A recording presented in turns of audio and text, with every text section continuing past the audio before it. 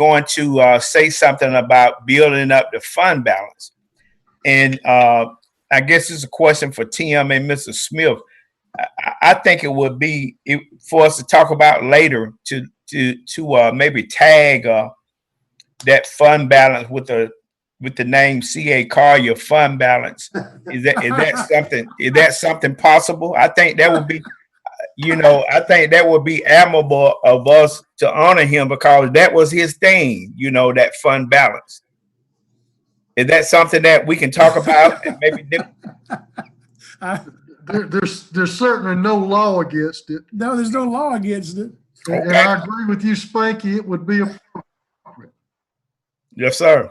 Now, of course, you remember when Mr. Collier was on the board back in the, I think he goes back into the 80s and 90s, I believe. Yes, sir. And of course, he served during that period back in the early 90s, 93, 94, when the fund balance dropped down to technically a negative number. Right. Because of some money that was spent on capital projects funds that were not really accounted for appropriately, and they didn't realize that it happened until the audits were done. And so we began to work on that, from the mid-90s. I believe when I started with the district back in 97, our fund balance was probably in the $2 million range. Yeah. Over the course of time, we've been able to build that up. As our budget has gone up, you need to have that underpinning. So Mr. Collier was very much correct that having financial strength is the way to keep from having to make decisions in a haphazard or rushed manner. You can make more informed decisions on what you want to do to get from point A to point B and do as little damage to your district as you possibly can. So we've been able to avoid that over these years thanks to that. And I think Ryan pointed that out very eloquently, that's been one of the secrets here. Not really a secret, but it's been one of the things that's really held us in good stead, is that, right, that we've had the financial strength that when hard times have come, we've been able to study the cuts we wish to take and make those in a measured manner, in a way that didn't just damage our program, but they were thought out in terms of what to do and how to re-add it if it were possible to do so at a future time as well, and take those kind of cuts. We certainly did that back in the recession, and we're able to get by without mass layoffs. We had a few furlough days we did have to put in. We got those furlough days back quicker than most districts did. Yeah. To that. And so that's been one of the secrets of this. So I don't have any problem with naming Mr. Collier's memory, because certainly he was a memorable character for that. And yes, sir. I think he'd get a real kick out of it if he were doing that. Yeah. Well, I just had that thought, and I appreciate you all letting me put it out there for future discussion. Mr. Smith or Ryan, I just have one more question. How did the state come up with 14%? And I think I heard Ryan say that could be much less. Certainly not anymore. Is that correct? Well, I think the way I read the memo is they were preparing for a worst case scenario. Yeah. Figure that out. That's kind of how I took the memo. I guess it could always change, but I don't know. I told Mr. Smith before the meeting that I'm anxious to get the April revenue number. We always put it as part of our financials. And when you looked at March's revenue, it was up almost 10%, but it was almost all income taxes. And so, which you can expect because the prior year was a good year.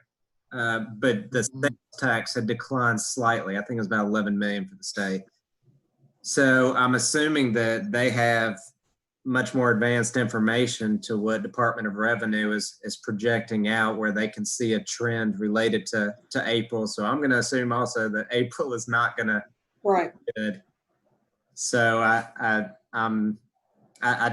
assume they're running a model based off of where they're starting to project from prior revenues and including April. Okay. All right. Thank you. I just got a report that the YouTube video is not working. So I don't know if Lonnie's still around or.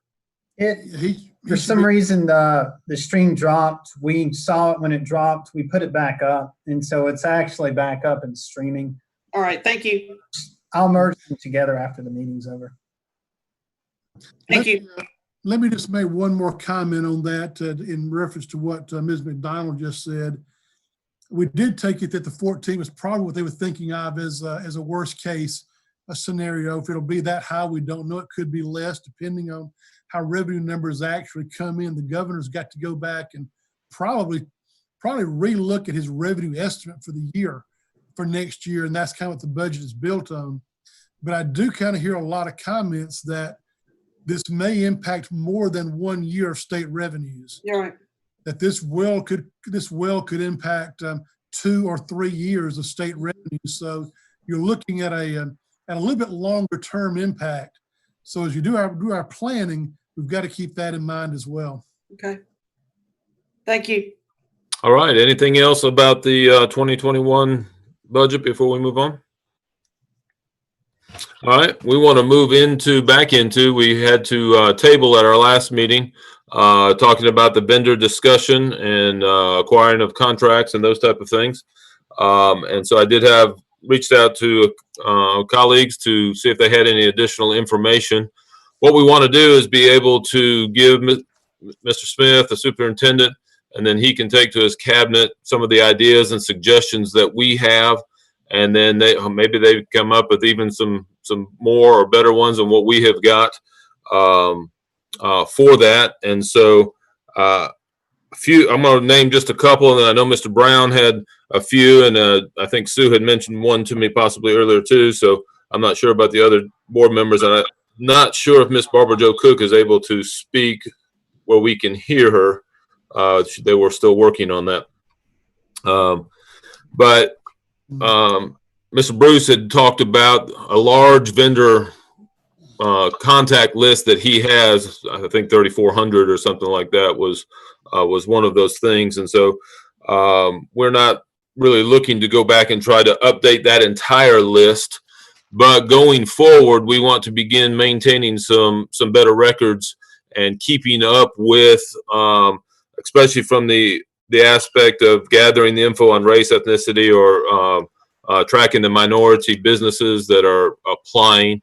Another idea was to have a page on our website to where people can go, and at that page there may be some frequently asked questions.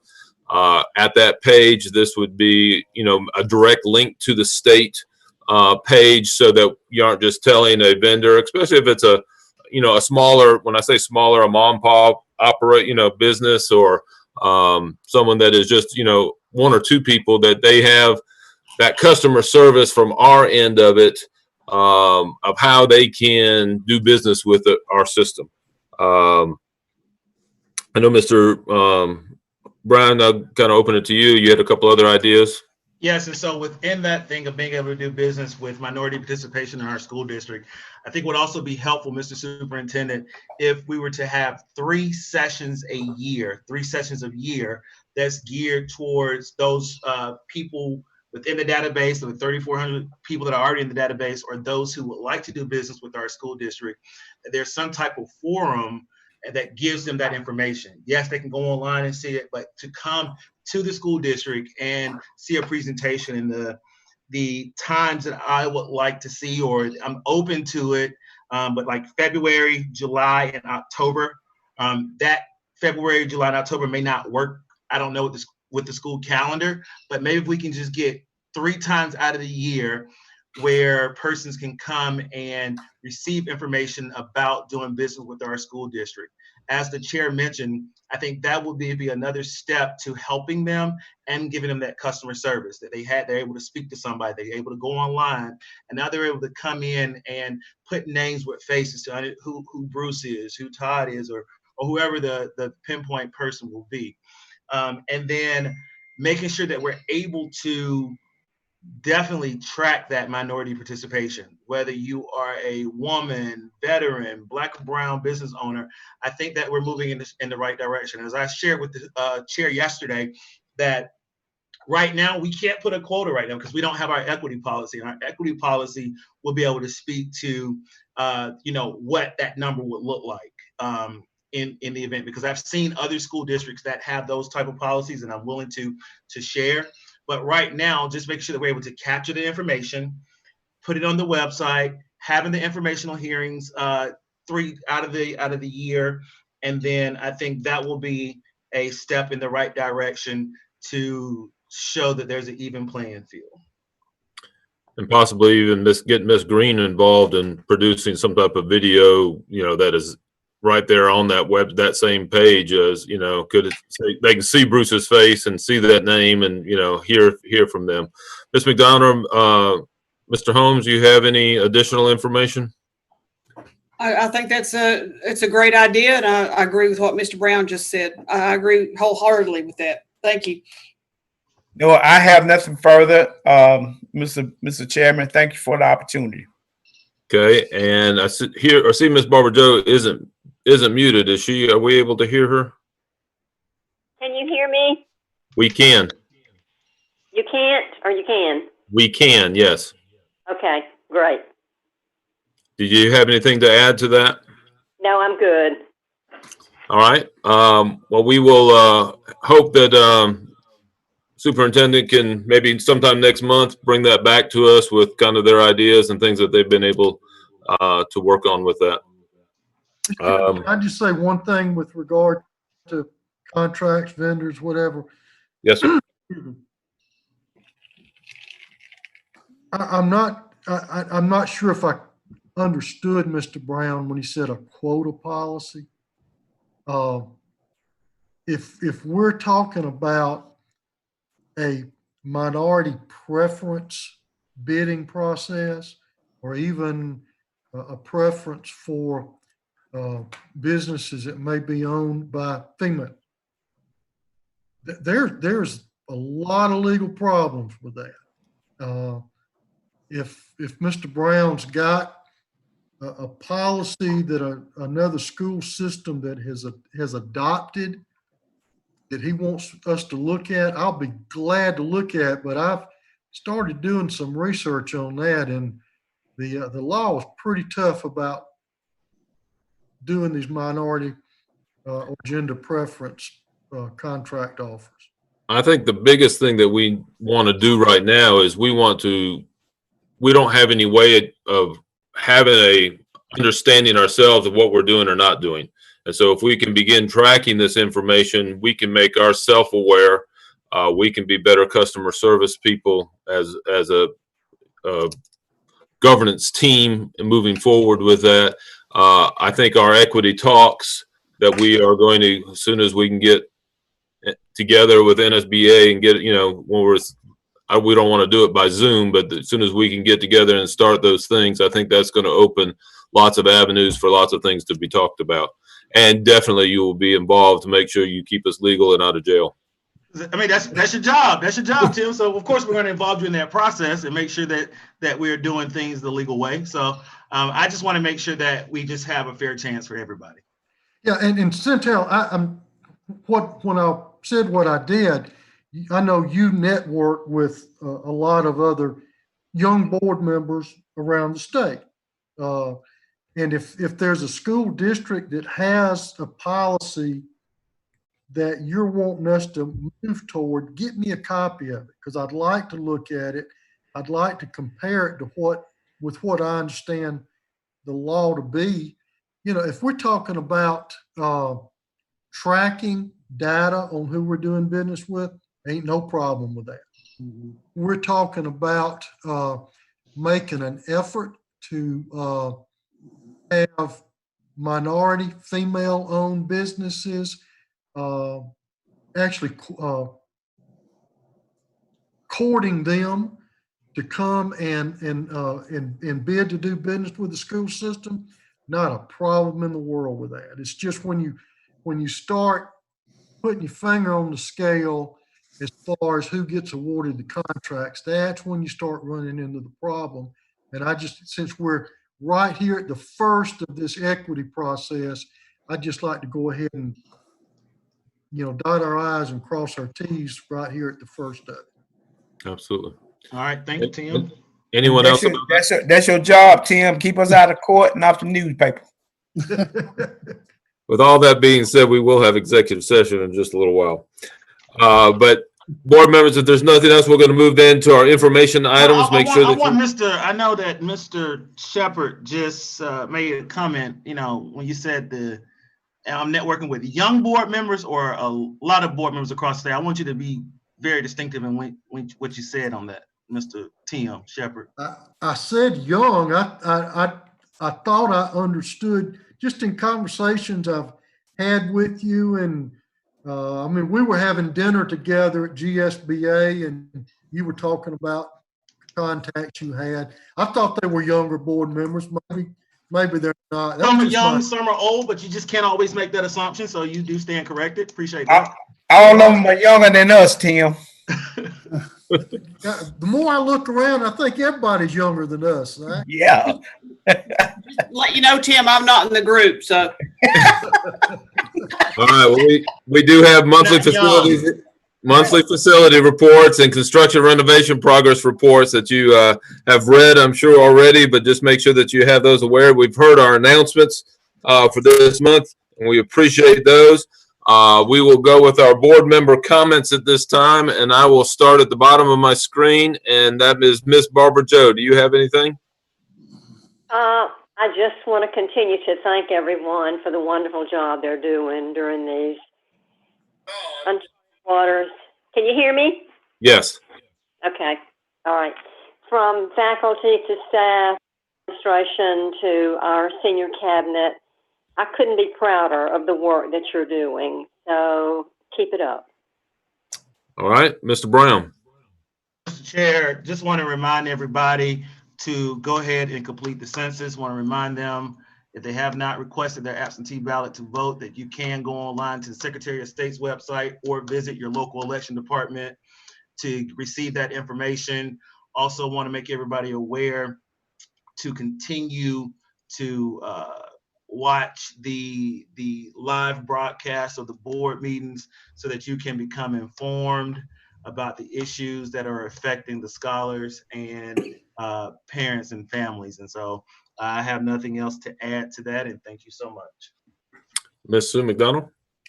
Again, just to thank everyone for all of their hard work, their diligent work, work that none of us probably ever thought we would have to endure in our lifetime, so to speak. But just to thank everyone sincerely from the bottom of my heart for all the great work we're doing for our teachers, parents, and kids. Thank you.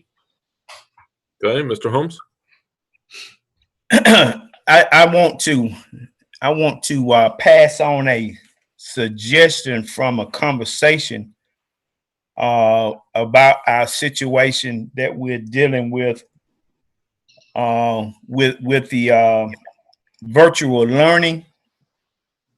This person is a parent, and what they mentioned to me, the suggestion they mentioned to me, you know, seemed valid, but they said that going forward, not knowing what the future holds as far as are we going to be in the building at the beginning of next school year, that we please, and I put an emphasis on please, look at doing virtual teaching from the teachers instead of having the parents doing the work at home, because they want to make sure that the kids are getting quality education and quality teaching, because they feel like, you know, so many parents are struggling, and they think that will really help alleviate